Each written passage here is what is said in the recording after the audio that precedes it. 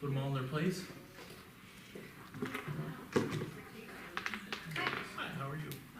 Oh, man, what an honor. Oh, yeah. I thought you were gonna try sliding away before I Of course showed up. not. Yeah. How are you? I'm great. Nice. Thanks, it's picture day. Oh, yeah, it is. I even said You same thing to said- Donna. I'm like, I know. I'm like, oh, you was You nice. said, hey, I did remember that. dress up for Nice. picture day, you slobs. Yeah. Pretend like you're going on a If you job wanted to interview. like look better, that would be great. Who's next? Janine.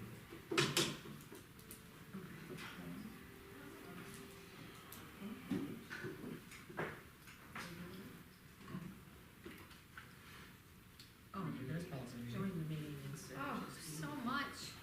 I mean, not that it surprised me, but I don't know, I think it's so neat. Instead of looking like a Yeah. little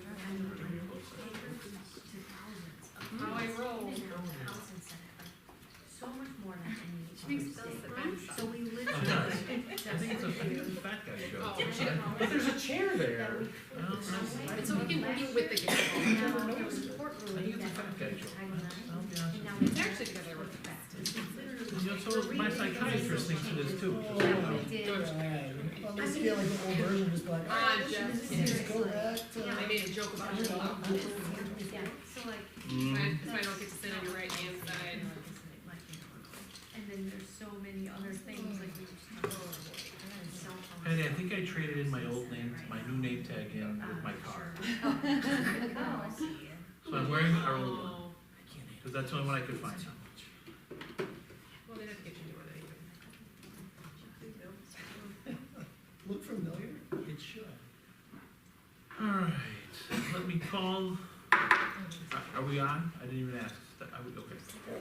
I hereby call the regular Board of Education meeting this May 6th to order at 6:37 PM.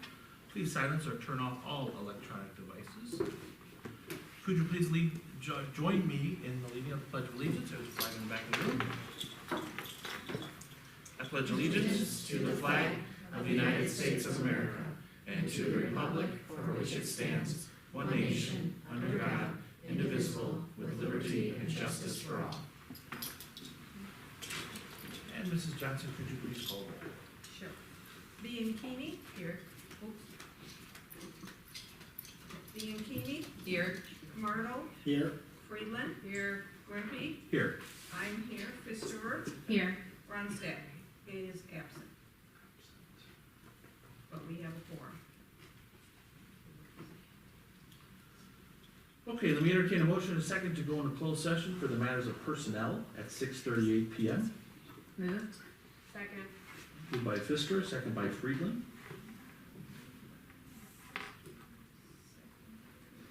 Okay, Please call roll. Bianchini, Yes. Grimpy, Yes. I vote yes, Friedland, Yes. Camardo, Yes. and Fisterer. Yes. Motion carries. Okay, let's head on over. Did you state what we're going to?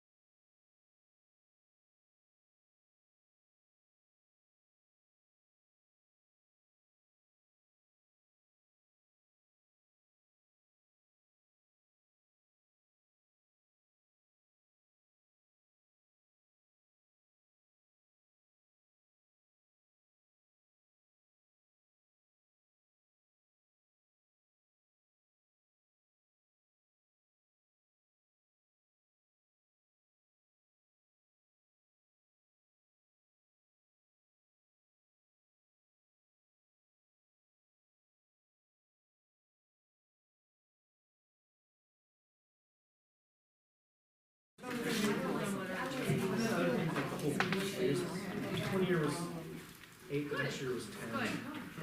Ours is like, we have like a. The EA one, experience, that kind of stuff to be passed on, that's part of it too. Yeah. So trying to get people experience. Yeah.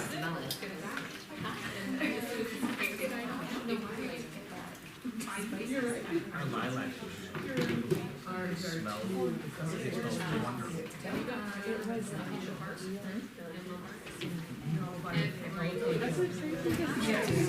For math study.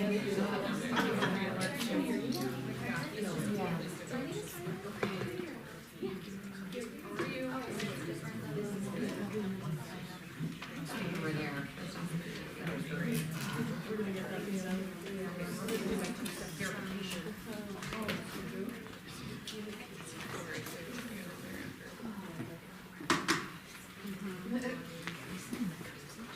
Of course you can.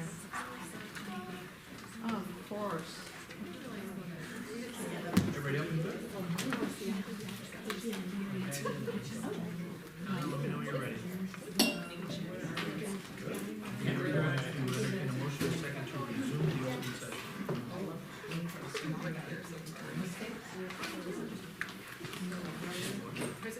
Oh, it's Andrew Town.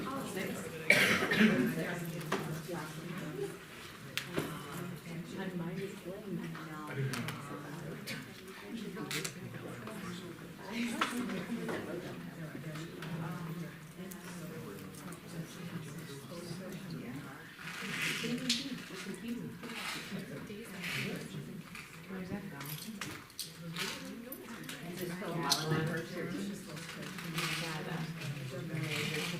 I know, right? Yeah, bad. Is that where you went? That's much better than the Yeah, it was good. It was actually very good. I had a little something I didn't like it. So I was not thinking that way, but tonight's was good. But, yeah. Okay, what time, Bill? 6:58. Let me get a motion and a second to resume in open session at 6:58. Moved by Ian Keeney, second by Camardo.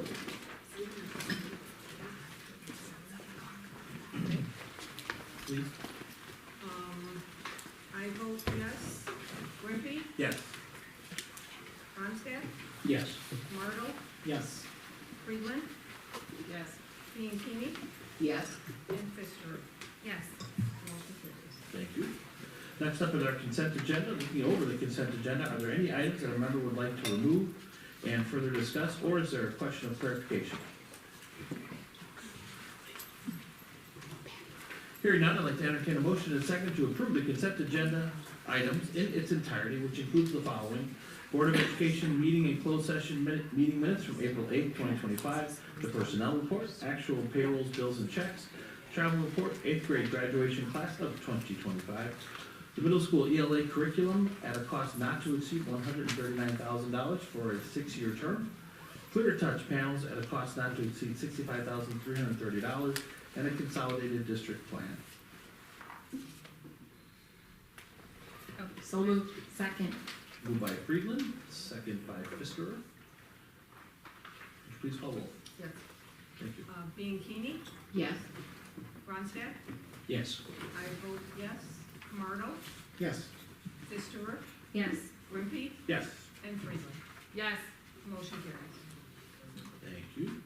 Next up is RTA comments. You have the floor, sir. Good evening. On behalf of the RTA Executive Committee and the entire membership, I'd like to thank the Board of Education and the administration for the excellent ongoing working relationship that we continue to have. Our negotiations committee has had our first meeting, and so as not to bury the lead and to give you ample time to prepare, I wanted to let you know that I plan on sending out the intent to negotiate to the Board of Education on or about the date of the September Board of Education meeting. The contract states that after that intent to bargain a successor agreement is received, that we must begin negotiations within 30 days. Historically, we've, in the past about 3 times, we've started right around late September to October. And so unless there is any other reason to deviate from that, that's what we'll plan to do this time as well. Thank you so much. Thank you for that, Doug. Okay, next up is visitors' comments. At this time, I'd like to recognize any members of the audience who approach the board with their question or comments by completing a visitor comment card. Please do note that the board and administration typically does not respond, and if you wish for a response, please provide your name and number or email for a member of the board or administration to get back to you. Speakers are encouraged to limit their time for others to participate. A 3-minute time limit per speaker with an overall 60-minute maximum for visitor comments per our current policy.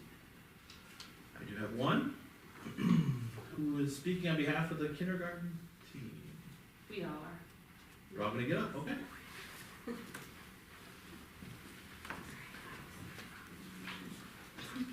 the bottom button. Tracy, in the middle. Yeah, there you go. Good evening. Thank you for allowing the Prairie Trails Kindergarten team to speak to you tonight.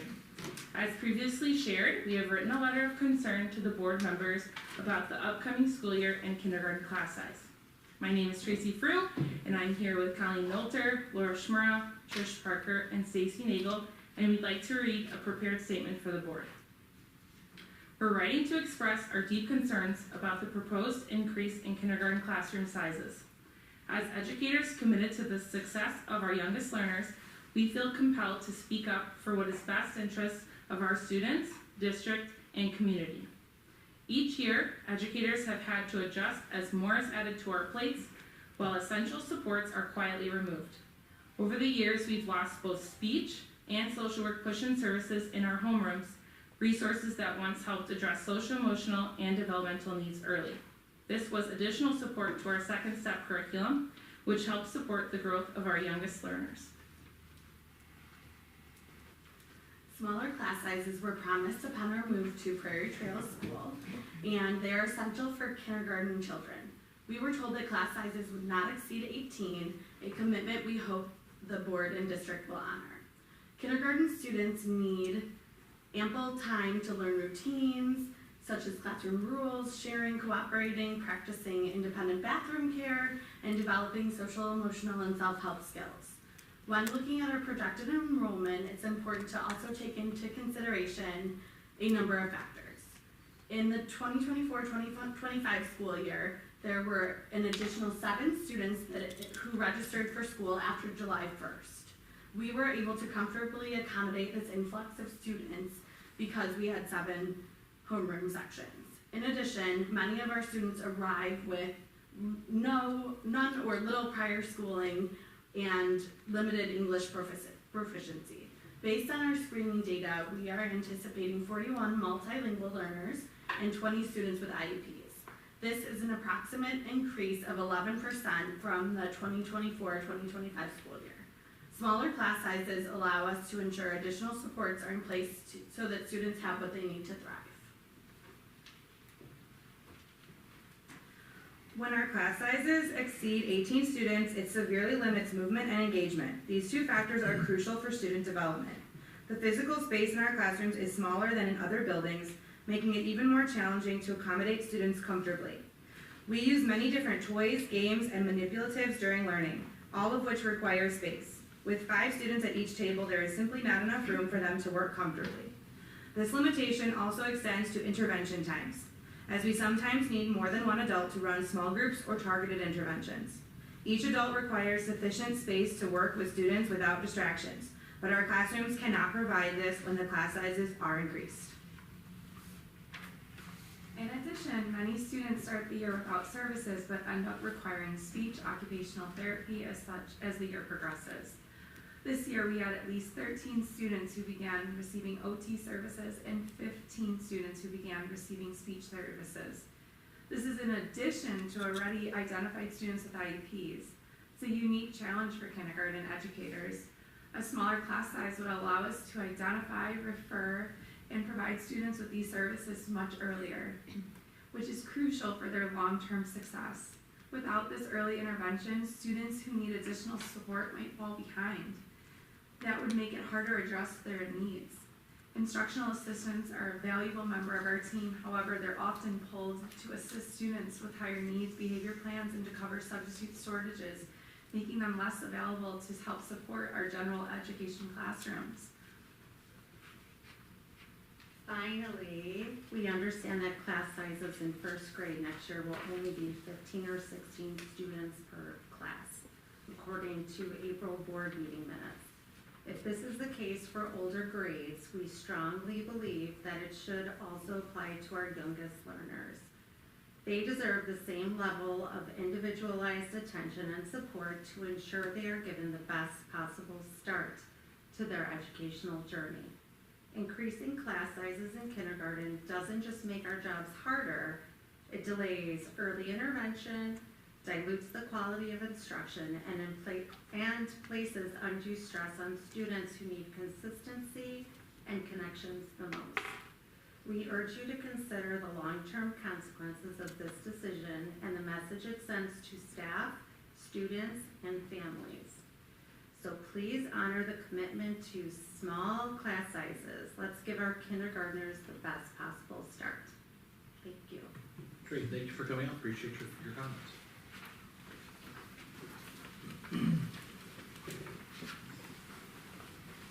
Okay, next up is board communication. This is an open agenda item for any board member. Anyone like to add anything? I was able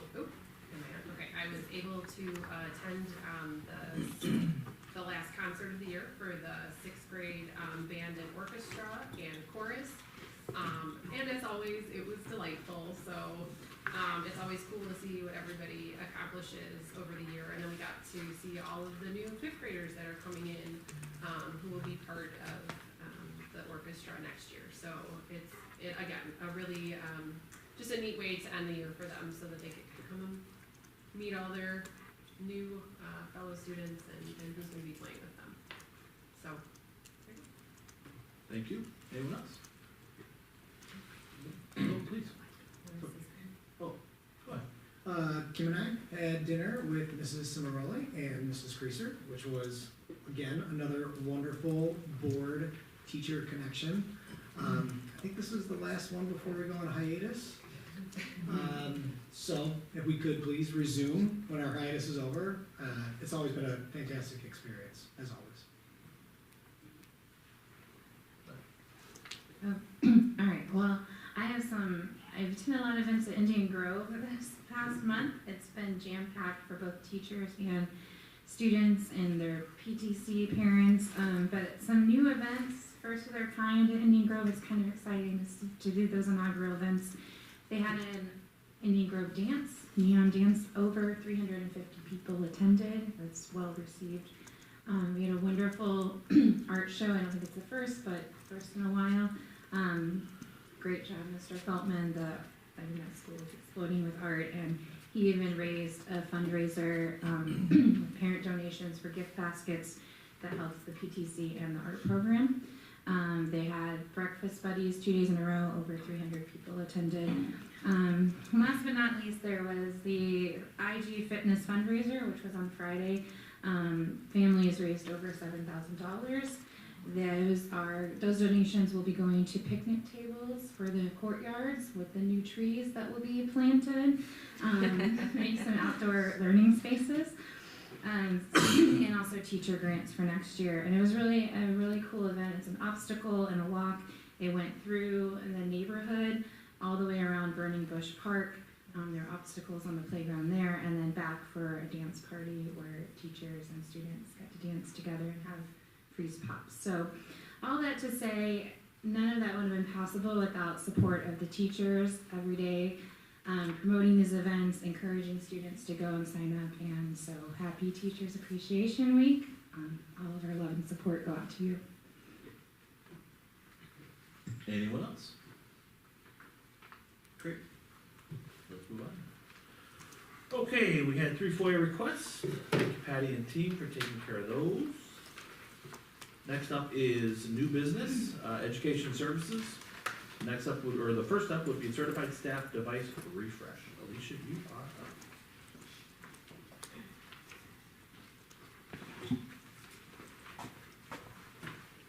feel like we've talked about this a couple times. Yes, this is a familiar topic. So we are happy to announce that we did secure a quote from same three that we got our initial quote, so another 3 quotes after the tariff uncertainty settled down briefly when the tariffs on electronics were paused. So the 3 vendors that I was working with were able then to issue new quotes, and luckily the quotes weren't that different than the original quote, so that was a great relief. And of the 3, 2 were very close. CDW and Lenovo or Forward Edge were very close in price, but Forward Edge was able to guarantee our quote until the end of this month, where CDW said they could guarantee it until tariffs change. So we were happy to move forward hope to move forward with the Forward Edge quote. All right, let me get a motion and a second to approve the purchase of 175 Lenovo Chromebooks plus 2 in 1 from Forward Edge at a cost not to exceed $125,310. Motion. Second. Moved by Ronson, second by Bianchini. Any comments or questions? Thank you. Thank you. Mrs. Johnson, could you please call roll? Yes. Ronstadt? Yes. I vote yes. Camardo? Yes. Friedland? Yes. Fisher? Yes. Bianchini? Yes. Wimpy? Yes. Motion carries. All right, next up is business services. This is a discussion and action item. And Ryan, you've got the floor.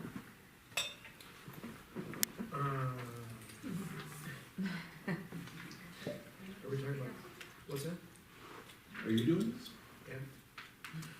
Compensation? Yes. Unless you guys don't want it. Moving on. So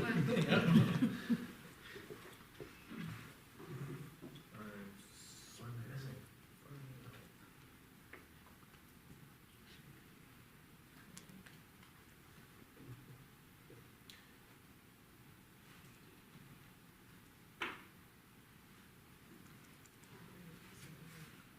I'm blank, I'm sorry. Nope, you're okay. So I think the admin compensation was brought to the board and discussed in the closed session in May, and were there any questions? Well, let me get a motion in a second. Hold on. Let me entertain a motion in a second to no more than 4.4% total average increase in compensation from the 24-25 salary schedule for the 25-26 administration compensation. So moved. Moved by Friedland. Second. Second by Pfister. All right, any comments or questions? All right, hearing none. Did you have one? No, I don't have a question. I just, I think, with a lot of the different challenges that have been appearing, I think that there was good documentation for what was suggested, and I really love the rubric because it gives us something tangible to compare year after year. So, I know that Great probably point. takes a lot of work, and, but it's good to have, because then we can see what we're working with. Anybody else? All right, hearing none. Mr. Johnson, could you please call roll? Camardo? Yes. I vote yes. Bianchini? Yes. Friedland? Yes. Ronstadt? Yes. Wimpy? Yes. And Fisher? Yes. Motion carries. Okay, next up is the administration support staff compensation for 25-26, another action item. Anything to add? No. Because again, we covered it in closed In session. closed session, it was the same percentage, or close to the same percentage for everybody that followed the EA contract for both classified and certified staff the upcoming school year. All right, let me entertain a motion in a second to approve no more than 3% total average increase in compensation from the 24-25 salary schedule for the 25-26 administration support staff compensation. Moved. Moved by Second. Pfister, second by Bianchini. Any comments or questions?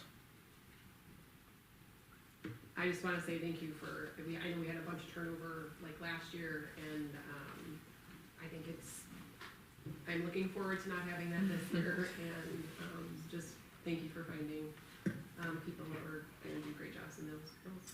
I do just want to make one clarification that it's a total average increase, so while on paper it looks very discrepant from the other total average increases, it's because there are new employees in those positions that did not get an increase that brought that total average down. So I don't want it to appear on paper that our support staff increase is that far below everyone else, because that's not it. That's fair comment, Okay. thank you for adding that. Any other comments or questions? Hearing none, Mrs. Johnson, could you please call the roll? Yes. Fisterer, Yes. Friedland, Yes. Ronstadt, Yes. Bianchini, Yes. I vote yes. Grimpy Yes. and Camardo. Yes. Motion carries. All right, and next up is the superintendent compensation for the 25-26 and a one-year extension to her contract. Mr. Berry, is there anything to add? No, sir? Dr. Bradley, anything you'd like to add? Sure. No. Okay, let me entertain a motion and a second to approve a 4.5 salary increase for the 25-26 and extend Dr. Megley's contract through June 30th, 2028. Moved. Second. Moved by Bianchini, second by, that was Robert, that was you? All right, second by Ronstadt. Any comments or questions? Okay, I'll jump in. Obviously, I think we're very lucky to have you, and I hope that you like being here as much as we like having you here. And I'm excited to have you and keep you till June 30th, till 2028 for now. Thank you. Anybody else? I'm happy to be here until Great. June 30th, Till June 2028. For now. Thank you. Thank you. Anybody else? Okay, Mrs. Johnson, could you please call roll? Friedland, Yes. Grimpy, Yes. I vote yes. Camardo, Yes. Fisterer, Yes. Ronstadt, Yes. and Bianchini. Yes. Motion carries. Thank you. Next up is the 25-26 staffing report update. This is just an information item. Who's got this one? Mr. Berry. Right. So we are still watching 3 sections, specifically across the school district. The first being 4th grade at Euclid is close to adding another teacher, but at this time, after reviewing test scores, access scores, placements of students for next year, we feel that 3 sections is still appropriate at this time. The next is kindergarten. Although the numbers we don't know because it's new students coming in. At this point, the students, the amount of students that have registered, we feel like we're safe at 6 teachers, which gives us 18 and a half students per classroom, which is well within our guidelines. And then the last is 1st grade at Indian Grove. With the current kindergarten moving up, we have 4 sections in that grade level right now, and it is a very low class size for next year, with the potential of maybe shifting a teacher somewhere else.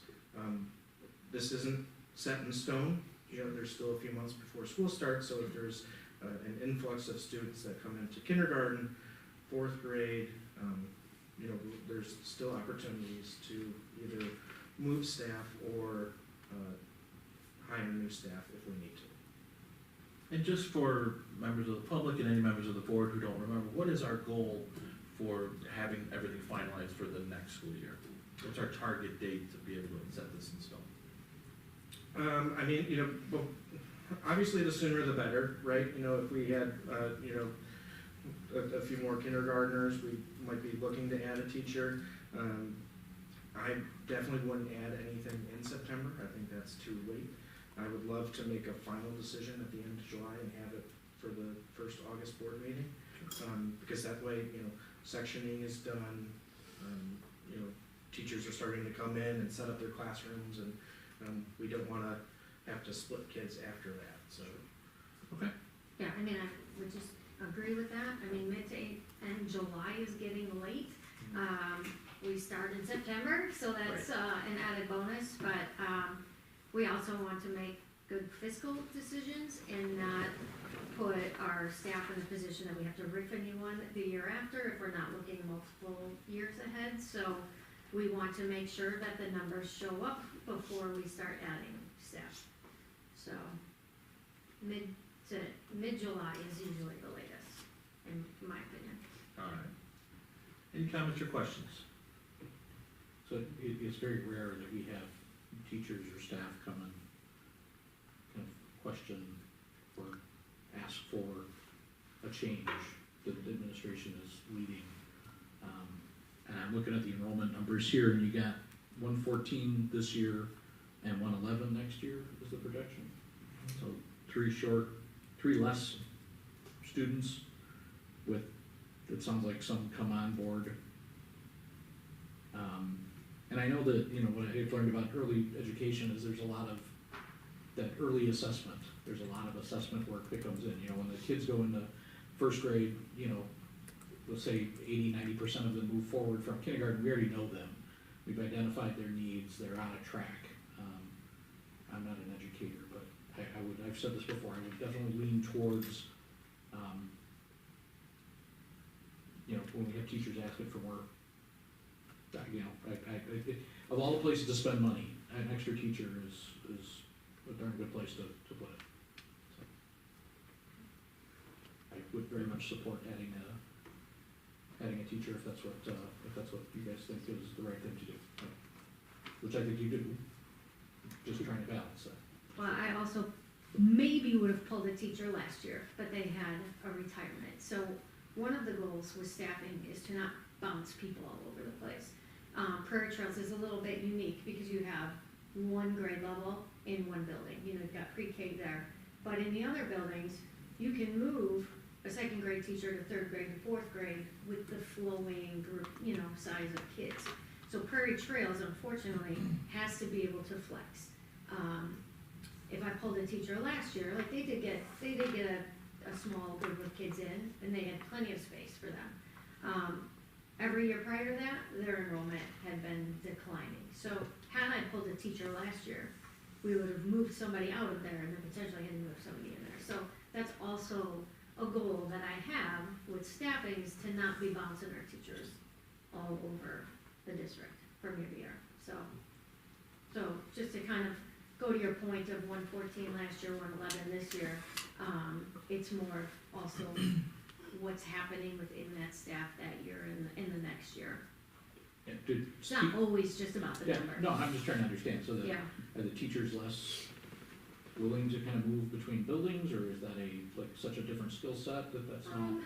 I wouldn't say that having a teacher move buildings, work with different teams, learn a new curriculum year to year is probably the best situation I could put the staff in, but it's not the worst case scenario. But once that becomes a habit, I think that becomes what a school district does to their staff, and that's just not what I want to do to my staff regularly. And I think particularly dealing with early childhood education, it is a significant difference between kindergarten and first grade as opposed to, let's say, second and third. It really, at least to me, is a completely different beast. So that switch would be much, much more dramatic, taking a person out of Prairie Trails and putting them in, say, second grade or third grade, than if you're looking at inter-building switches. Good to know. But then also too, with the increase, just at least nationwide, what we're seeing with our numbers in early childhood education and some of the challenges that we're seeing in early education, keeping in mind that low class size, I think is really important, more significantly at the kindergarten preschool level than at second and third grade, just because of the challenges that this particular group of kids will have. These are our COVID babies. These were the babies that were actually born during that time, and we're seeing a lot of different things that we've never seen before. And so just having that lower class size too, I think would be helpful. Thank you. Anybody else? Please do. Thank you for coming. We like visitors, so it's nice in the circumstances. I guess my question is, and I know you guys are around, is there other, you always bring us if we need extra speech or like sharing, are there opportunities for other teacher assistants that could help. I also will say, I think that it's not weird, it's a different situation because it's hard, you're in these first grade, they're gonna have small class sizes because they get split up. If it was a combined first grade, right, grade sharing situation, you could easily combine those kids and have lower class sizes, but if you cut that class, then those class sizes go up to like 20 or what, they balloon so easily at Euclid or Indian Grove. It is a grade level center at kindergarten, so it's a different view. And sometimes I think when you cut a section, it might have a greater effect on No the teachers. ramifications. Yeah. Yeah.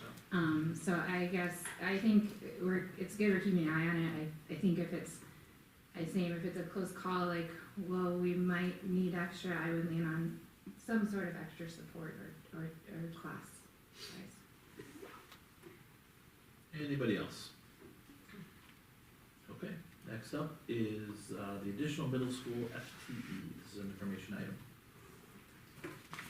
So we're looking at adding, one FTE at the middle school for next year. Currently what we found is one of our ML teachers is also teaching a variety of gen ed courses, which is taking away her opportunity to teach our multilingual students. And then next year, the 8th grade class will be a little larger. So Dr. Megerly, Ms. Seifert and I kind of sat down with Mr. Hinkle and really looked at those gen ed class sizes and what they are looking forward into next year, and feel like we need to add an FTE to allow our multilingual teacher to be 100% a multilingual teacher and focus on our multilingual students. And then the other FTE to kind of pick up some of those extra sections in 8th grade ELA next year, and the other sections that the current multilingual teacher is teaching our gen ed students. This puts us into kind of our target class size for the junior high if we add the FTE, and also if we move the current, I'm gonna say current part-time multilingual teacher into a full-time, then we won't need the additional multilingual aid at River Trails Middle School next year, because the teacher will be able to pick up some of the responsibility of the aid during some of those other classes. Just for anyone who might be watching on YouTube, can you just explain what an FTE is? They might not speak. I'm sorry, yes, an FTE is a full-time equivalent, so one FTE is one additional full-time employee. 1/2 FTE is a. Perfect. Sorry. I mean, we know that, but I'm with you.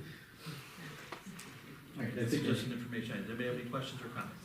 yeah, I think I can make this question every year, but how are we doing on physical space in all the buildings?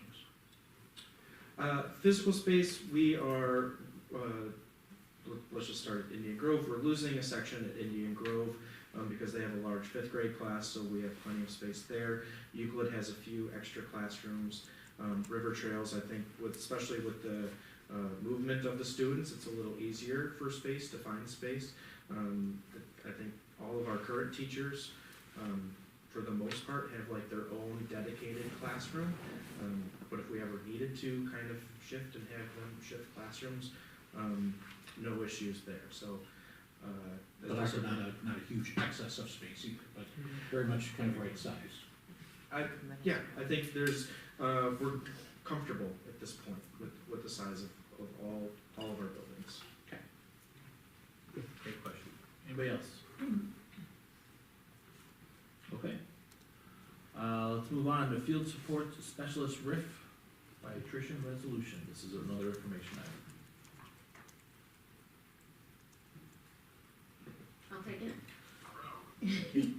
So, with the tech department restructure,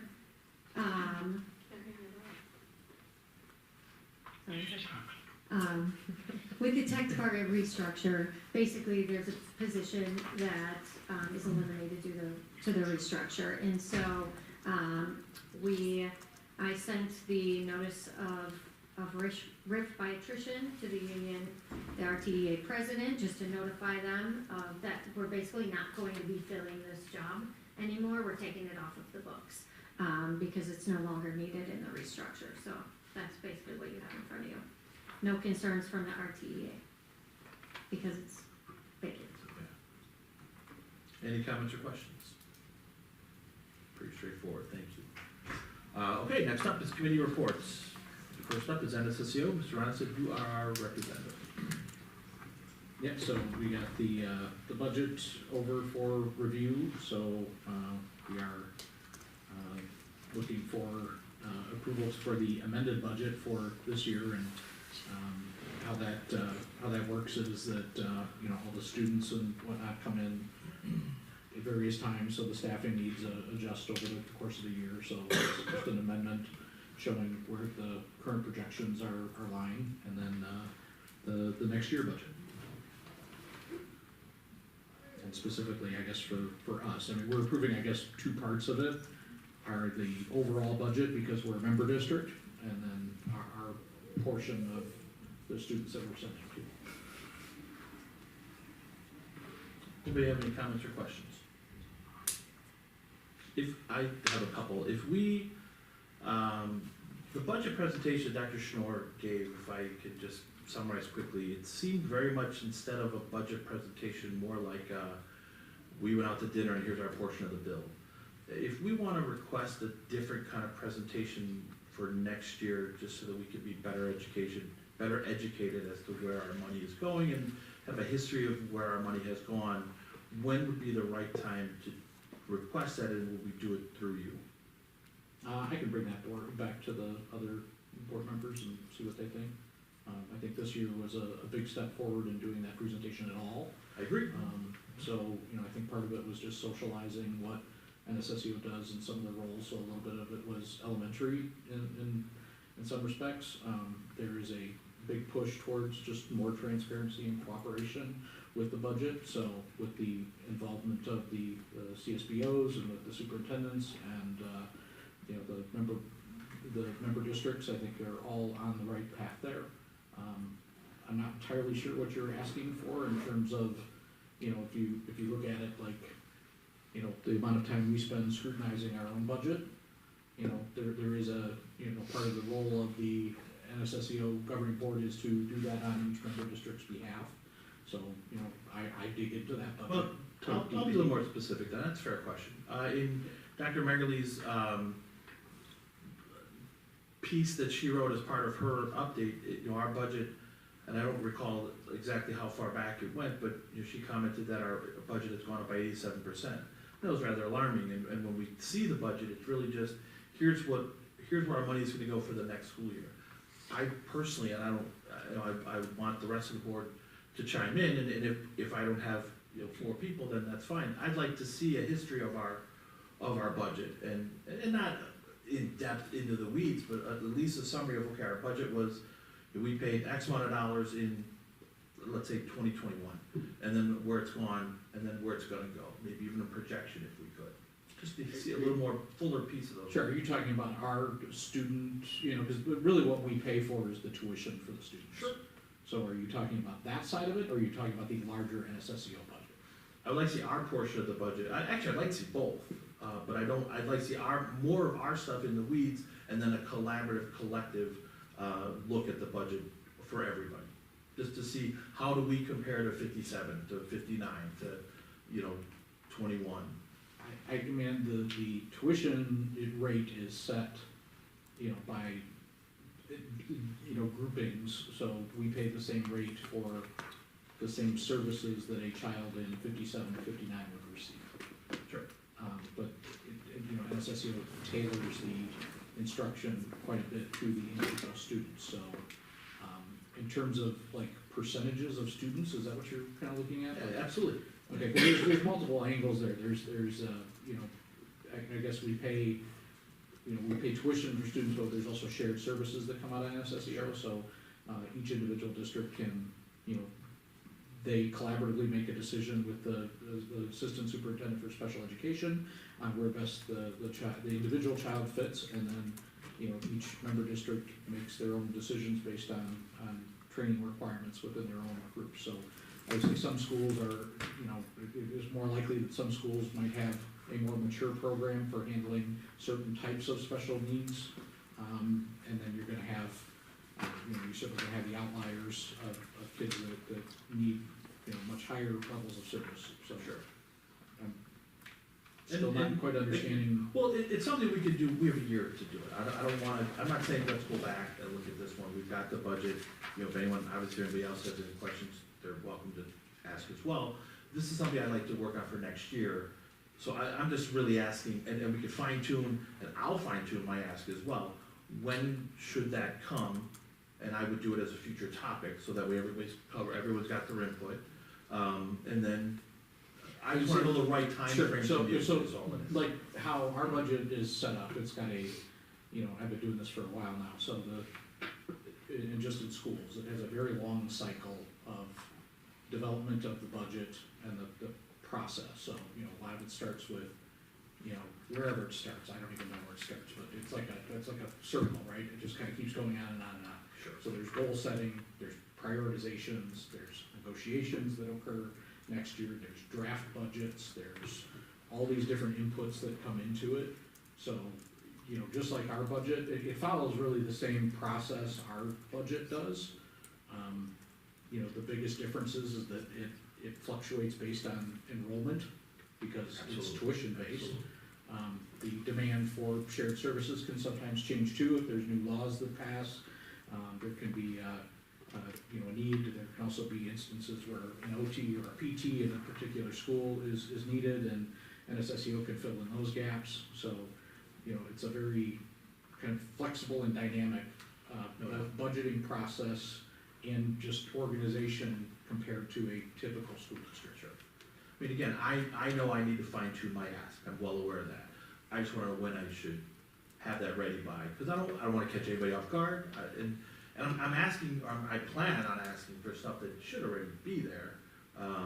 Just again, to get a little more in the weeds of our budget than what we were presenting at our last meeting, that's all. Okay, yeah, and I will add that just like us, we hold open board meetings, so Yeah. there's plenty of information that's posted publicly. Besides what I bring back here, and as the NSSU board president, at least currently,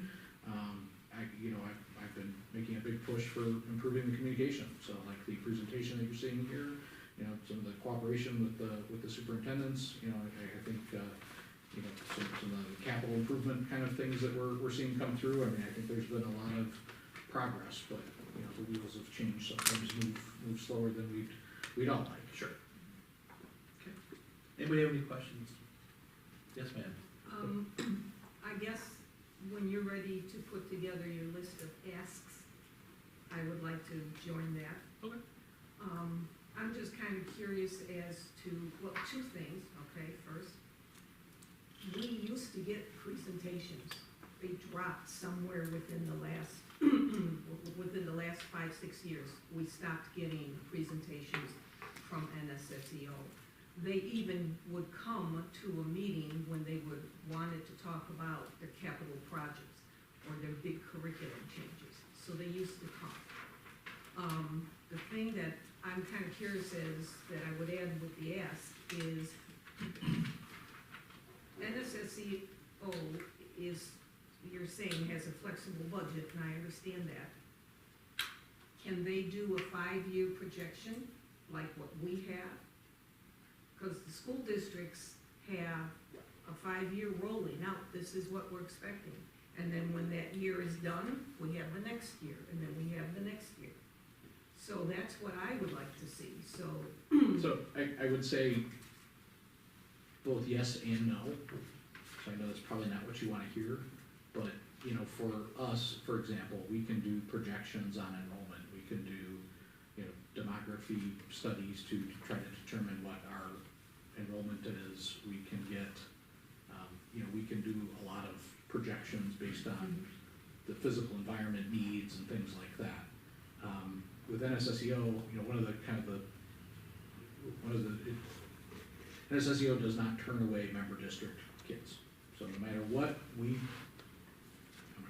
my son goes there, so I'll use this term, no matter what we throw at NSSEO, they're gonna handle it. You know, they're gonna handle it, serve our kids from our district. So, you know, that can mean quite a swing in services.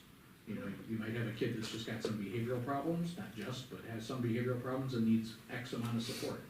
you might have a kid that has got a medically complex need that needs a certified nurse by their side all the time. And that's gonna have a swing in, both costs and, requirements, by, not just by head count, but by percentage. So, yeah, it does swing. And also, part of NSSU's funding model is that we do, bring in, non-member district kids who pay I think about a 30% premium on, enrollment, which helps to, offset our costs. But, it's really kind of subsidizing our costs, because it's very expensive to educate these kids. It's expensive. But the, part of the long-term planning with facilities is there's a lot of things going on, and that's what we're moving into now is facilities planning. So some of that, yes, is projections around enrollment. Enrollment does come from all of our member districts at both, actually it goes from age 3, that's another difference, is that kids that are qualifying for early intervention can start school the day they turn 3 years old. Okay, so from 3 years old and then through age 22, which is the age out, and NSSU has adopted a policy to not drop them on their birthday, but to carry them through that school year. Again, the population shifts quite a bit, but also there is a calculation on, the staff needs, facility, capabilities, and also demand from both member and non-member districts.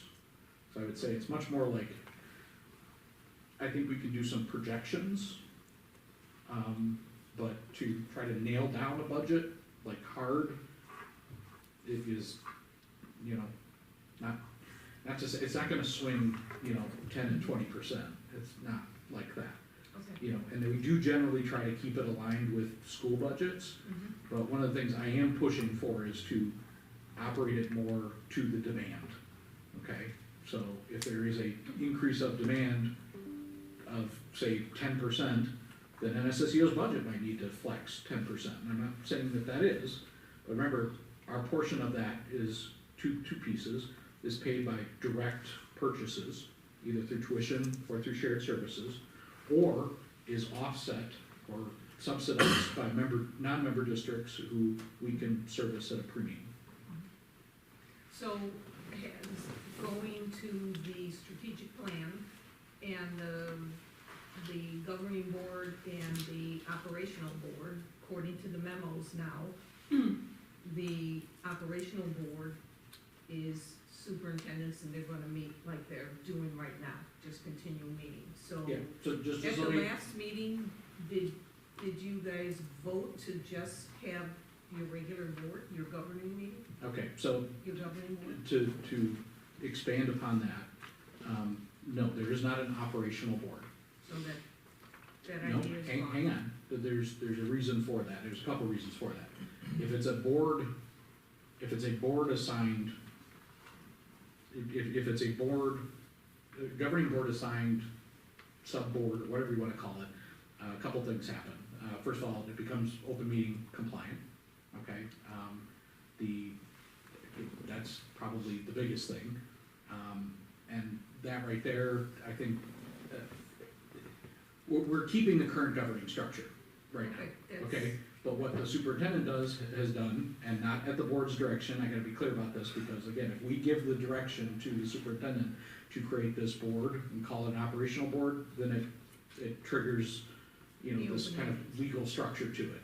But what the superintendents have generally agreed upon is having a superintendent's council, where they are going to align calendars with our board meetings, with the NSSU governing board meetings, with member district board meetings, to try to have this kind of revolving cycle of inputs and outputs. Okay. And that's all kind of still being worked out from a scheduling standpoint.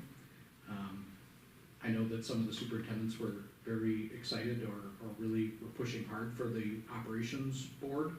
I'm extremely happy to have their involvement and to have the tighter relationship between the superintendents, the CSBOs, the larger support for the community.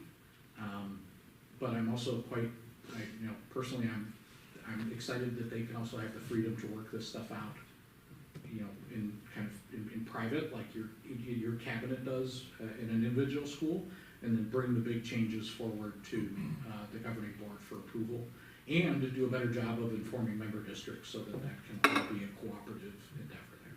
Okay, thank you. Any other comments or questions?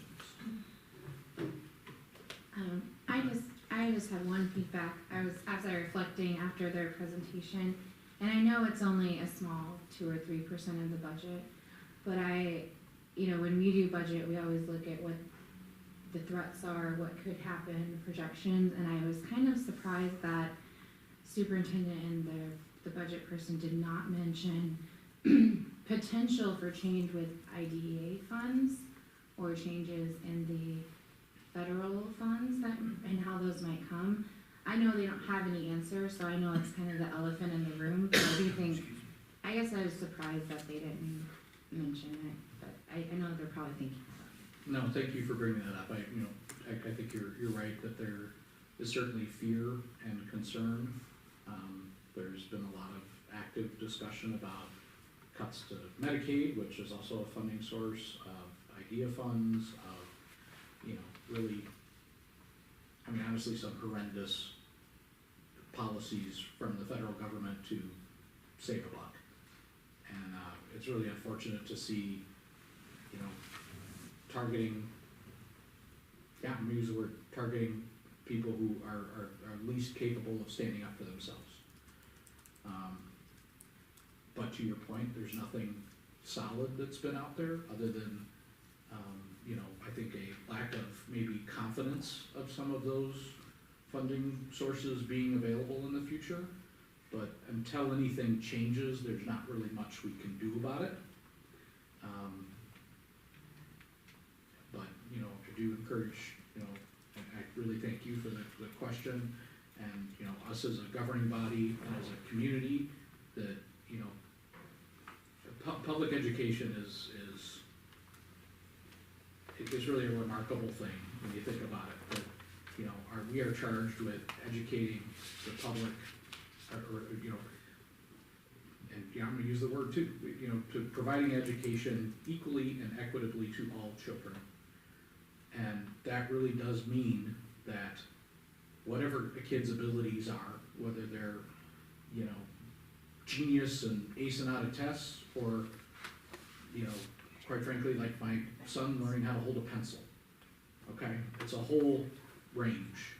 And public education is the only institution that does that. There's no, that I'm aware of, there's no private school that would come anywhere close to what NSSEO provides, for darn sure.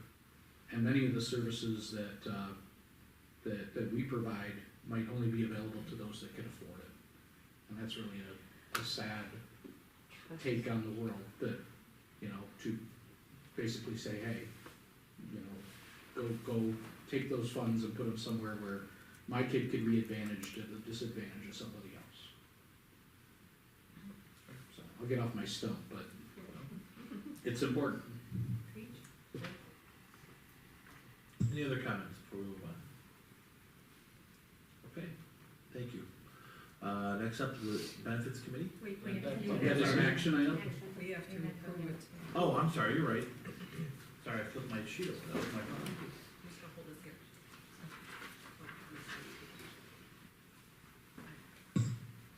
All right, let me entertain a motion and a second to adopt the resolution for the NSSEO amended 2024-2025 annual budget and the 2024-26 annual budget. Moved by Grimpy, Second. second by Friedland. Comments or questions? We did it already. Right. Did that out of order. That's okay. Speak now, or usually when Lewis chimes in. I can keep talking. All right, could you please call roll? Sure. Bianchini, Yes. Friedland, Yes. Camardo, Yes. Ronstadt, Yes. Fisterer, Yes. Grimpy, Yes, and Johnson. I vote yes, Johnson. Motion carries. thank you. Okay, next up is the benefits committee, and that's either gonna be Mr. Ronstadt or Mr. Barry. Who'd like to take that one? I whiffed and missed the meeting, so. It was we had two very short, quick meetings. They were virtual, basically just going over the increases for the medical insurance and dental insurance for next year and preparing everybody for open enrollment in the school district. So we are currently in open enrollment. It lasts until the 19th, I believe. Yes, the 19th of May. And overall, I think we're kind of getting back into the normal trends of insurance going forward, back to where we were pre-COVID, and which allows us to better project kind of future budgets and costs going forward. I will throw out there that you said that it's getting back to normal, the regular. The healthcare costs are still increasing at a rate faster than inflation. It makes up more than 10% of our budget, or right about 10% of our total budget. The costs for individuals, for copay, for insurance just keep going up and up and up. And like so much in this country, it's becoming unsustainable, and it's really, you know, we want to continue to provide great benefits for everybody. It's just, as a society, it's really just getting out of hand. And also, we are providing two new benefits this year, also for our staff. So we are offering a great vision insurance for the staff and or their spouse, children, or full family, and also a group whole life insurance plan that includes long-term care. Again, at the full cost is to the employee, but it's at kind of a group rate that we were able to lock in for a few years. Could I add that the administration also previewed what the increase was? Yes, yes. So that was previewed for open enrollment going on now for people to either continue the benefits, change their benefits, drop their benefits, add benefits, whatever they want to do. And that the benefits had gone up, I forgot, only 6% or 3% or? That's what I was getting at, what were the Yes. percentages? PPO went up 6.9%, HMO went up, I believe, 5.3%, and dental went up 4%. Okay, yeah. That's all that was there. It was fun doing it by Zoom.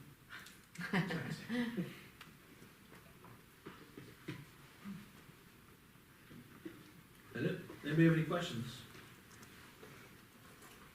Hearing none, let's move on to the policy committee. Mrs. Friedland, you are our chair.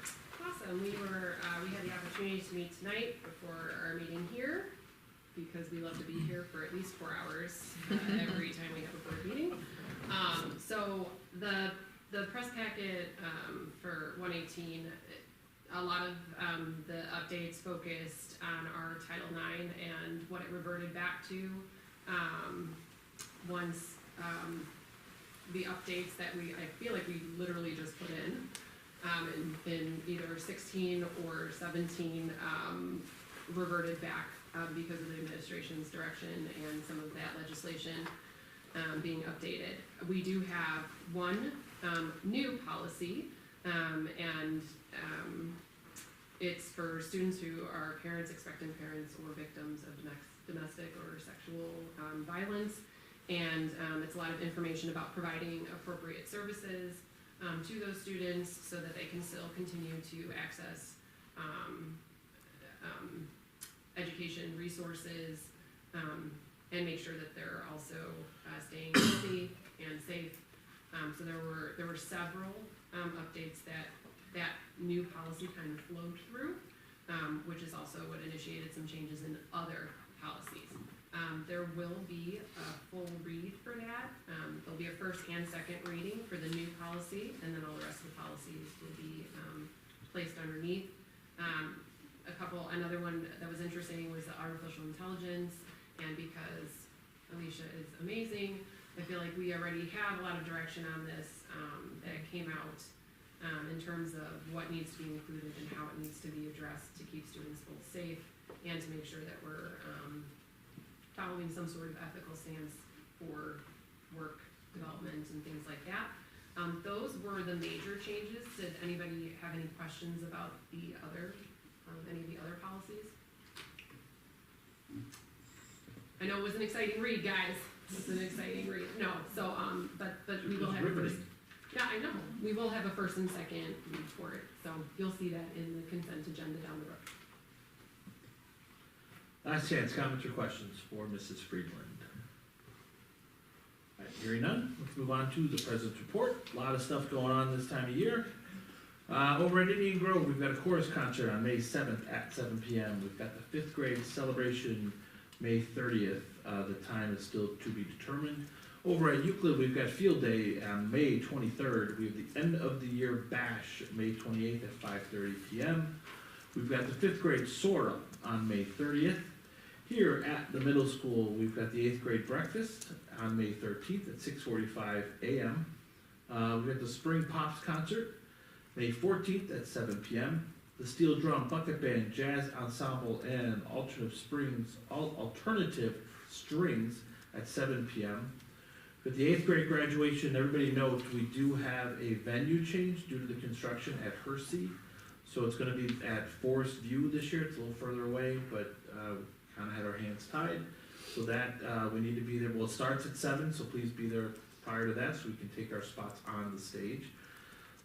We've got our board meeting on June 10th at 7 p.m. pending our approval of the calendar, which will come in a little bit. And then finally, we've got our end of the year recognition dinner on May 15th at 4:30 p.m. at Rob Roy. So if you haven't RSVP'd, please do so very soon. If you can do it tonight, that'd be great. And that is my report. Can I throw out two just on Please do. events that, Minor School, which is the 3-year-old through 8th grade, has got a Miracle on Minor block party, and if you asking questions about the kids and stuff, come on out and join. You know, they have a food truck, kids of all ages and abilities. You know, we have a food truck, a parrot. The raffle that they have over there is out of this world. Like if you like auctions and things like that, like I might have a little bit of a liking for those myself, but come check it out. There's some amazing prizes and stuff like that. Are they doing the big one night this year? They're not doing the big one night this year, no. That's okay, there's a parrot. There's a parrot. There's a parrot. Are they raffling the parrot? But it's on Saturday, May 17th from 2 to 4 o'clock, and would love to get some folks out there. The community as a whole. What was the time again, sorry? 2 to 4. 2 to 4, May 17th. And I can pass along a sheet if that could possibly go out to our community and a way to interact, to be a neat way to kind of interact with the kids over there. Everybody's invited.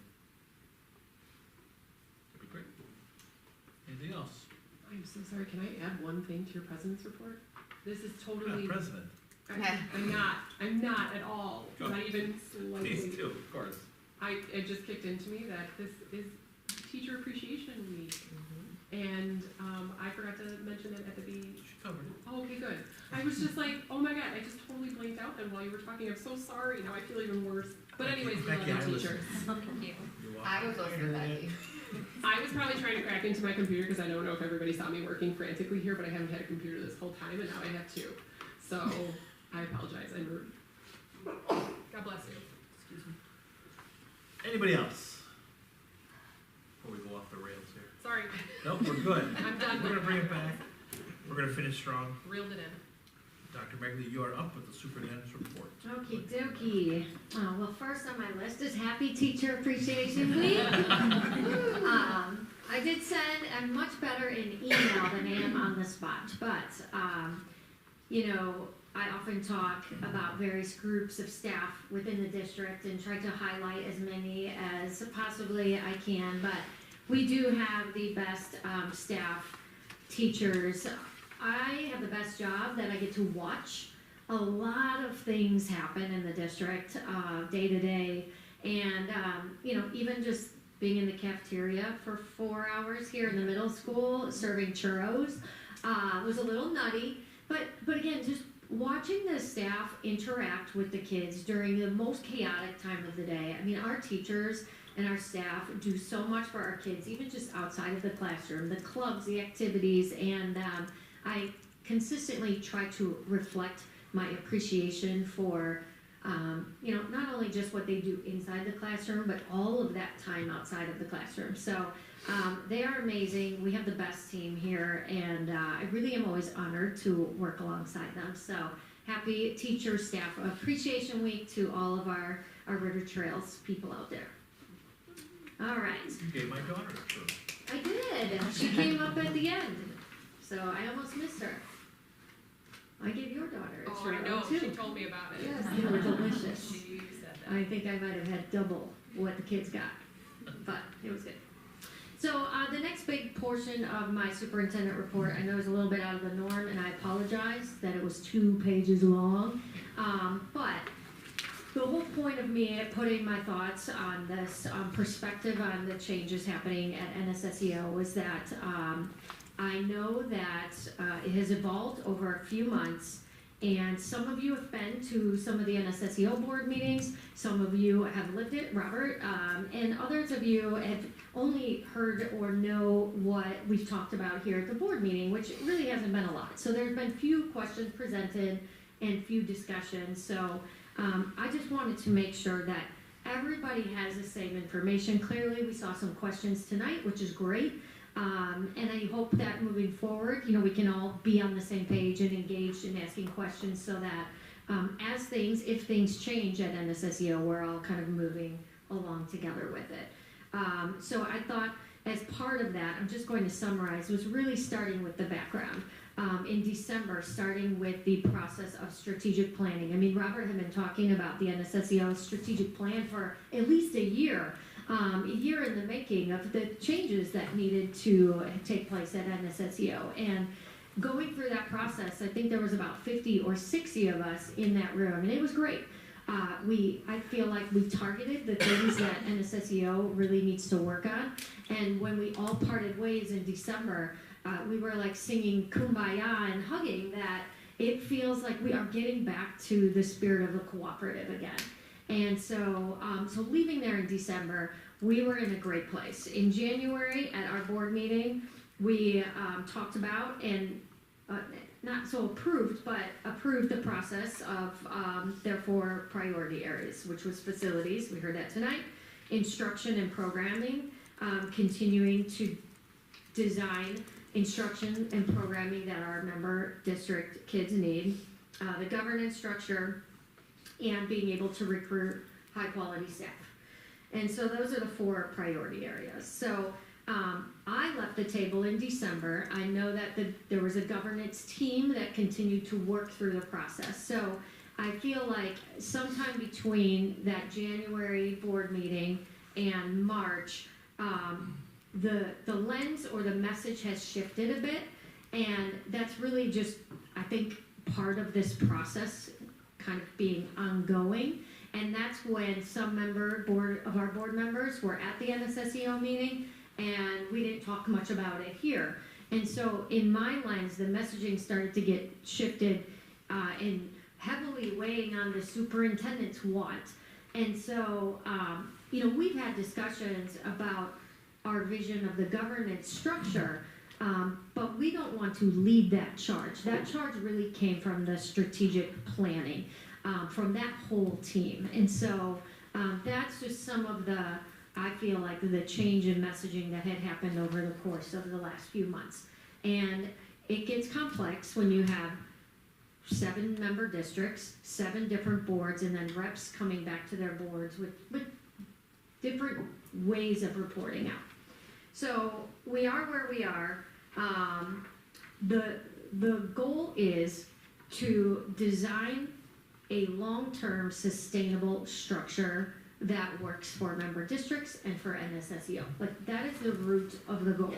And it's not a person thing, it's not a superintendent, a board, it's a matter of the structure that we're working in. And so there have been different proposals sent to the NSSEO board in terms of how that structure could look differently, as Robert was talking about. Maybe an operational board. Is it OMA? Is it not an OMA? Is it a superintendent committee? What is the systematic structure that will increase communication, allow you all to give voice on the big issues at NSSEO, and also really increase that shared decision making? The structure right now is very passive. We get the budget. Here's the budget. Here's what we're increasing FTE.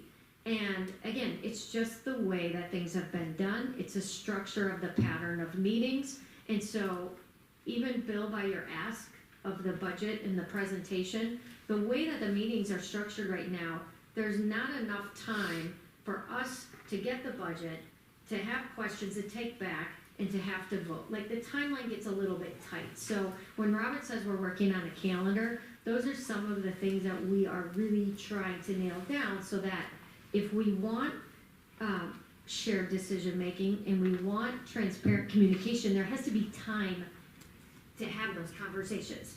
Time for you guys to process it and time to ask questions.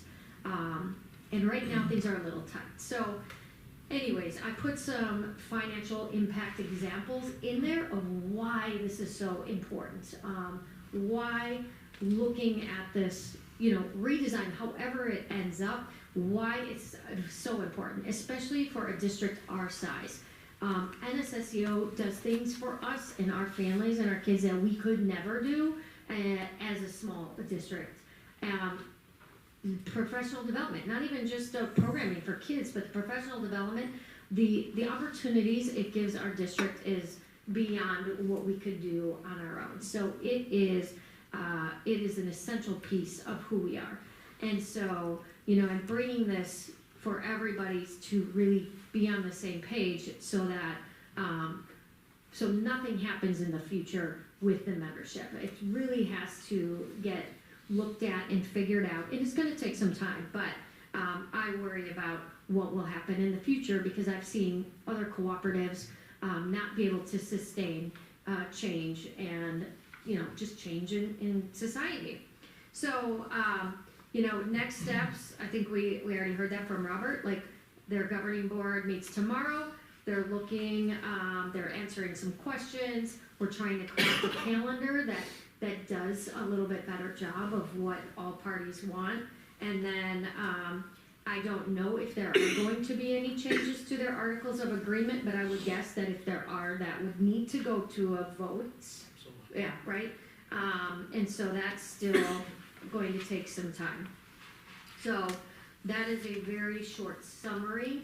But again, just kind of wanted to give my perspective, make sure everybody's on the same page, because things are changing pretty rapidly, and we just want to make sure you're all with us as they roll. Any questions? Yeah. Two maybe, or kind of related. So you mentioned other co-ops failing. Are there other co-ops in the state or nationwide that, like we always do, we have a question about path, direction, sometimes we do analysis of what other districts are doing. Mm-hmm. Are there other co-ops that could share their structure or their plans that might give us inspiration? Well, I know, or and then some question, maybe IASB could be a resource. Yes, and that is one exercise. I know the superintendent at NSSEO did a crosswalk. Is that what she called it? A crosswalk of different structures of 4 or 5 different cooperatives, blended that, and that's kind of the proposal, the initial proposal of this tiered structure came from a crosswalk of several cooperatives. Mm-hmm. You say it too? Well, I just wondered if IASB might also be able to help with, I don't know what kind of guidance they would give, but sometimes they are able to say, if there are structural questions, or if that is like a reporting question about boards or superintendents being involved, maybe they have thoughts or guidance. I don't know, maybe not. Okay. Yeah. Were these local groups, or did she look, or where was her research from? Like SEC, like what, NSSED, an ED? and SACID, that one. I don't know them off the top of my head, but all mostly local. Okay, so they were Yeah. local. Do you know Robert offhand? I'm just curious, cause sometimes, I think that is an approximate list, yes. Yeah. And many of those districts do operate on a two-tiered system. And I think that, you know, when it was proposed, I think we all took a step back and said, you know, what are we trying to address here? And, you know, I think the underlying goals of improved cooperation and collaboration are certainly there. I do share Dr. Megerle's concern with long-term sustainability in any system, okay? So, you know, it takes commitment from member boards, from the NSSEO governing board, and from the leadership at the member districts to have that collaboration and cooperation. It just does. And however you structure that, whether it's a legal structure of these are people's requirements or something like that, we're trying to work that all out. But to, you know, I think a lot of these things were, you know, right now everybody's in a really good spot right now. Everybody's got this on the radar and they're cooperating and we're all working on it. And I think that the kind of kicking the can down the road a little bit on the governing board structure is a little bit of a recognition that we need to work within some kind of, we need to make some progress before we just flip the responsibility over to a different group. I think is really kind of, that's the way I quite frankly see it. Like, I feel like the governing board thus far has led a lot of these efforts to get us to these conversations. And, you know, I just met with the new superintendent at 211, and, you know, we're already gonna have some leadership changes there, and there's certainly nothing in the governing board structure right now that says superintendents can't cooperate and collaborate. So we're trying to encourage that the best way we can. But will, you know, Dr. Megerle's got some great insights here. I'm extremely happy to have her participation in it. I love the idea of the communications coming back from different angles. You know, I like that the governing board members can bring back to their board, their elected local officials to talk through things. And I love that educational professionals that know the student populations best and how to run districts can also collaborate and have input. Any other questions for Dr. Megerle for update? I just, excuse me, I just wanna say thank you for writing that because that was very thorough. And it's food for thought, for a lot of questions. Anybody else? Okay. I do have a second part of my You do? report. Okay, Please do. so I hereby present the winners from the April 1st school board election to President Grimpy as follows. Janine Friedland, William Grimpy, I paused for effect, thank you.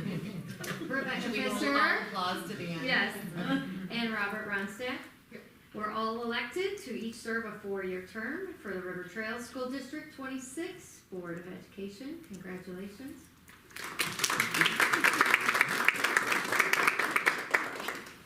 it was a Okay. close race. Very. Very close. So let me entertain a motion and a second to accept the official results of the April 1st election and to recognize the winners of the Board of Education as follows: Rebecca Pfister, a 4-year term; William Grimpy, a 4-year term; Janine Friedland, a 4-year term; and Robert Ronstadt, a 4-year term. So moved. Moved by Friedland, Second. second by Bianchini.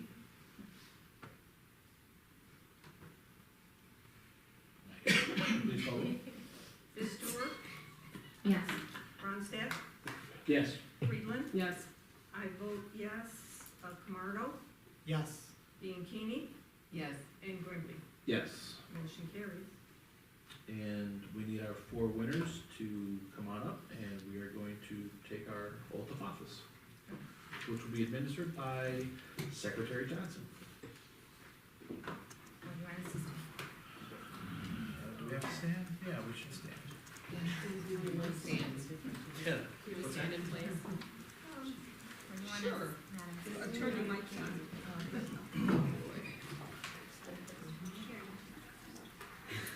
Okay, raise your right hand and repeat after me. And you can read also.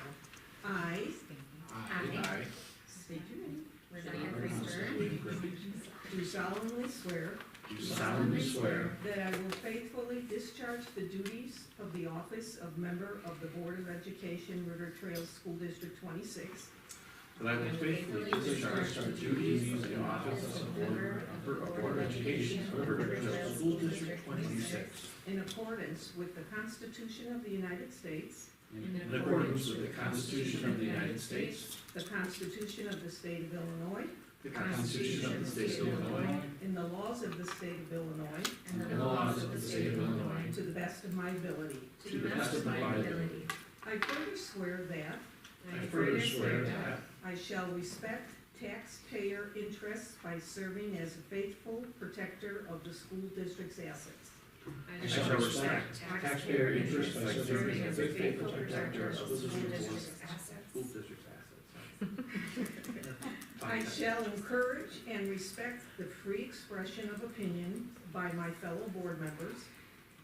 I shall encourage and respect the free expression of opinion by my fellow board members And others who seek a hearing before the board, a hearing before the board, while respecting the privacy of students and employees. while respecting the privacy of students and employees. I shall recognize that a board member has no legal authority as an individual, I shall recognize that a board member has no legal authority as an individual, and that decisions can be made only by a majority vote at a public board meeting. and that decisions can be made only by a majority vote at a public board meeting. I shall abide by majority decisions of the board, I shall abide by the majority decisions of the board, while retaining the right to seek changes in such decisions through ethical and constructive channels. while retaining the right to seek changes in such decisions through ethical and constructive channels. As part of the Board of Education, As part of the Board of Education, I shall accept the responsibility for my role I shall accept the responsibility for my role in the equitable and quality education of every student in the school district. in the equitable and quality education of every student in the district. I shall foster with the board I shall foster with the board extensive participation of the community, extensive participation of the community, formulate goals, formulate goals, define outcomes, and set the course for River Trails School District 26. and set the course for River Trails School District 26. I shall assist in establishing a structure I shall assist in establishing a structure and an environment designed to ensure and an environment designed to ensure all students have the opportunity to attain their maximum potential through a sound organizational framework. all students have the opportunity to attain their maximum potential through a sound organizational framework. I shall strive to ensure a continuous assessment I shall strive to ensure a continuous assessment of student achievement in all conditions affecting the education of our children, of student achievement in all conditions affecting the education of our children in compliance with state law. in compliance with state law. I shall serve as education's key advocate on behalf of students in our community schools, I shall serve as education's key advocate on behalf of students in our community schools to advance the vision for River Trails School District 26. to advance the vision for River Trails School District 26. And finally, I shall strive to work together with the district superintendent I shall strive to work together with the district superintendent to lead the school district toward fulfilling the vision the board has created, to lead the school district toward fulfilling the vision the board has created, fostering excellence for every student fostering excellence for every student in the areas of academic skills, in the areas of academic skills, knowledge, knowledge, citizenship, citizenship, and personal development. and personal development. Amen.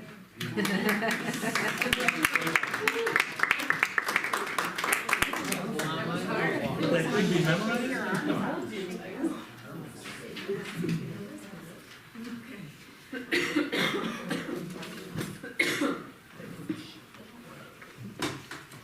Okay, let's, can I get a motion and a second to adjourn? Signy die. Move. Second. All in favor? Aye. Wait, who moved? Lewis and Becky, Pfister, sorry. Camardo and Pfister. Okay, and all those in All in favor, say aye. Aye. All opposed? The ayes have it. Should we take a second before we do, is everyone okay? Need a water, need a smoke them if you got them? Just a joke.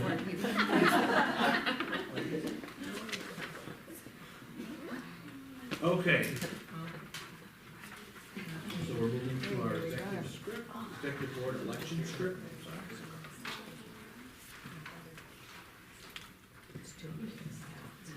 I am ready. I'd like to entertain nominations from the floor to elect a temporary chair to conduct the election of board president. I hereby nominate Mrs. Johnson as temporary chair. Okay, with no further nominations, I declare the nominations to elect a temporary chair closed. I'd like to entertain a motion and a second to approve Mrs. Johnson as the temporary chair. Motion. Second. Moved by Ronstadt and seconded by Camardo.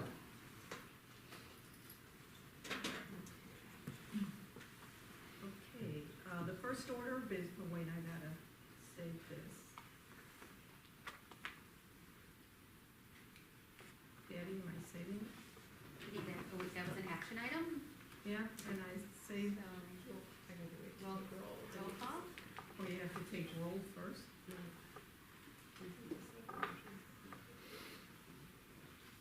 There's nothing there. Yes, so- there is. You have it at your, Sorry, Okay. I can't see. then I'll let you And it was, override it. Mr. Camardo that made it, and I second it. you second it? I motion. Robert. Okay. Okay. So the first order of business will be the election of President of the Board of Education, River Trails School District 26, to serve until the 25-26 board reorganization meeting and until their successor is elected and qualified. I hereby entertain nominations from the floor to conduct the election for board president. I would like to nominate Mr. Grimpy for board president. With no further nominations, I declare the nominations to elect the president closed. And I would like to entertain a motion and a second to approve Mr. Grimpy as board president. So moved. Second. Okay? Right, we have to. We have to take roll. Correct. That's why the first one didn't go through. May I back up? You may. Okay. So I'm going to back up and take the roll for having Mrs. Johnson as the temporary chair. Sure. So that would be Bianchini, Yes. Grimpy, Yes. Friedland, Yes. I vote yes. Camardo, Yes. Pfister, Yes. and Ronstadt. Yes. Now the motion carries. Okay, so now this one, to elect Mr. Grimpy as board president, do you, I can do it. okay, because it's So not I coming have up Mrs. here. Freeland's motion, Mrs. Bean seconded, Yes, Mrs. Johnson, yes. Mr. Grimpy, Yes. Mr. Camardo, Yes. Mrs. Pfister. Yes. Mrs. Bean Yes. Mrs. Freeland, Yes. Mr. Ronstadt. Abstain. Motion carried. Congratulations. Thank you, ma'am. Okay, next up, I'd like to recognize the next order of business, which is the election of the Vice President of the Board of Education for River Trail School District 26 to serve until the 2025-26 board reorganization meeting and until their successor is elected and qualified. I hereby entertain nominations from the floor for the office of Board of Vice President.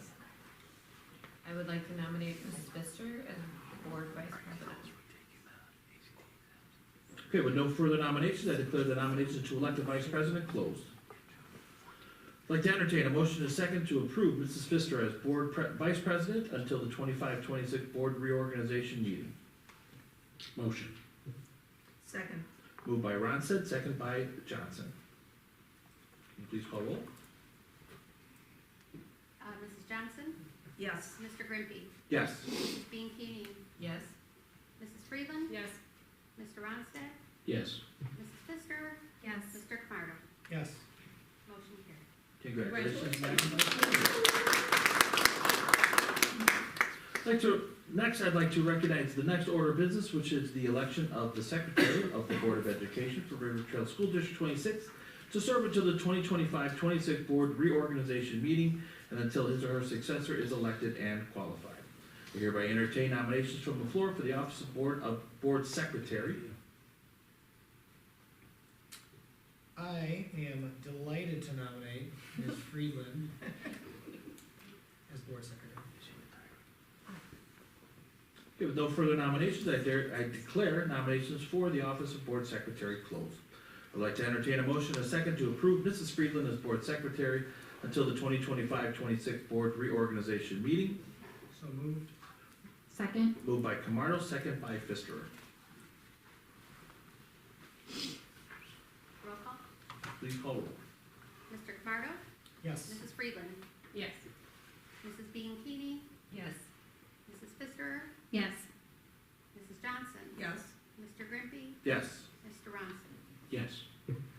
Congratulations. Okay, next up, let me entertain a motion and a second to affirm the scheduled board meetings through May 5th, 2026. Moved. Second? Moved by Pfister, second by Bianchini. Could you please call roll? Mr. Ronstadt? Yes. Mr. Grimpy? Yes. Mr. Camardo? Yes. Mrs. Freeland? Yes. Mrs. Pfister? Yes. Mrs. Johnson? Yes. Mrs. Bianchini? Yes. Motion carried. Excellent. Next up, let me entertain a motion and a second to adopt the committee assignments as presented. They are all in your board book. So moved. Moved by Johnson, second by Camardo. Good, take roll. Please do. All right, Friedland, yes. Grimpy? Yes. Pfister? Yes. Bianchini? Yes. Camardo? Yes. Ronstadt? Yes. And Johnson. Yes. Motion carried. All right, next up, let me entertain a motion and a second to adopt the prior River Trail School District 26 policies, rules, and regulation. So moved. Second? Moved by Johnson, second by Ronstadt. Ronstadt? Okay. Ronstadt? Oh, sorry, Ronstadt? Yes. Camardo? Yes. Friedland, yes. Johnson? Yes. Grimpy? Yes. Bianchini? Yes. And Pfister. Yes. Motion carries. Okay, next up, our future topics. We have none currently. Would anyone like to have would anyone like to propose a future topic, topic for future consideration? Okay, hearing none. The next up is adjournment. Can I entertain a motion and a second to adjourn at 8:29 p.m.? Moved. Second. Moved by Bianchini, second by Johnson. And Would we you have please call Camardo. roll? Oop, I apologize. Camardo? Yes. Perfect. Pfister? Yes. Ronstadt? Yes. Bianchini? Yes. Friedland, yes. And Johnson? Yes. Grimpy? Yes. All right, our next board meeting is on June 10th at 7 p.m. Thank you. Thank you. Oh, we did.